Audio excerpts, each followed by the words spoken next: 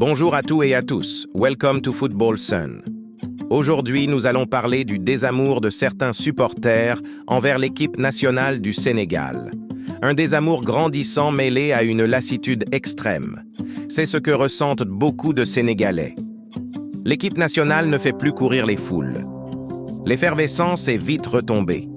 La ferveur notée après le sacre historique au Cameroun n'aura pas duré longtemps. Le problème d'accès au stade ne se posait pas. C'était le cadet des soucis de beaucoup de supporters. Ils n'avaient Dieu que pour leur héros. Ils avaient envie de communier avec eux après leur prestation chevaleresque au pays des lions indomptables. Depuis lors, de l'eau a coulé sous les ponts. De nombreux Sénégalais ne s'identifient plus à cette équipe. À la place de cette folie qui les avait gagnés, il y a de plus en plus un sentiment de rejet. Étrange, non? Entre 2022 et 2024, qu'est-ce qui a pu changer à tel point que beaucoup de supporters n'expriment plus l'envie d'accompagner l'équipe? Il faut concéder que l'élimination face à la Côte d'Ivoire n'est toujours pas passée. La pilule a été dure à avaler. Pourquoi? Parce que le Sénégal avait les moyens de réaliser le back-to-back. Cela n'a pas été possible car les Lions ont arrêté de jouer après avoir inscrit le premier but. Ils ont déposé les armes plutôt que de faire face aux Ivoiriens à qui on a rendu le match facile. Et pour beaucoup, Aliou Cissé porte la responsabilité de cet échec. Son problème de lecture du match a été énormément décrié. Un des facteurs qui a précipité ce divorce, c'est son discours post-CAN. Le sélectionneur refusait de parler d'échec. Plutôt que de parler de contre-performance, l'idéal aurait été d'accepter la réalité. Ça aurait pu peut-être atténuer la frustration des Sénégalais.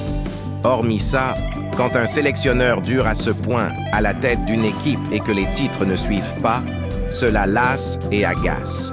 C'est normal que les gens aient envie de voir autre chose. Qu'ils réclament du sang neuf, c'est dans l'ordre normal des choses. Didier Deschamps a offert à la France une Coupe du Monde. Et pourtant, de nombreux Français réclament sa tête. Zinedine Zidane a gagné 3 Ligues des Champions avec le Real Madrid. À son retour, après être parti à temps, il s'est plusieurs fois retrouvé sous le feu des critiques. C'est ça, l'exigence du football. Quand les résultats sont là, tout le monde applaudit. Quand ça ne va pas, tout le monde critique. Celui qui veut être exempt de critiques ne doit pas venir dans le milieu du foot. Surtout en Afrique où les gens sont devenus de plus en plus exigeants en plus d'avoir la dent dure. Toutes les nations veulent gagner. Tout le monde est sous pression. C'est pourquoi les matchs sont très disputés. Ce n'est plus facile de gagner. Diriger une sélection est épuisante. Je me demande comment Aliou Cissé fait pour tenir. Où puise-t-il cette énergie?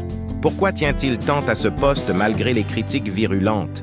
Besoin de se racheter après l'aventure manquée en terre ivoirienne ou plutôt manque de challenge du standing de l'équipe nationale?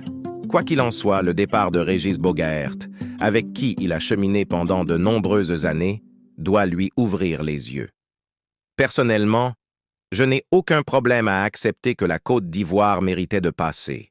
On n'a rien fait pour battre les Ivoiriens. On leur a offert la qualification sur un plateau d'argent car on les a regardés jouer. Les changements de Emers Faye ont semblé perturber Aliou Cissé qui n'avait pas réussi à s'adapter. Il suffisait juste d'une seule entrée au milieu pour espérer rééquilibrer les débats. N'hésitez pas de vous abonner et de liker la vidéo si elle vous plaît et d'activer la cloche de notification pour ne plus rater aucune de nos prochaines vidéos. Bon visionnage!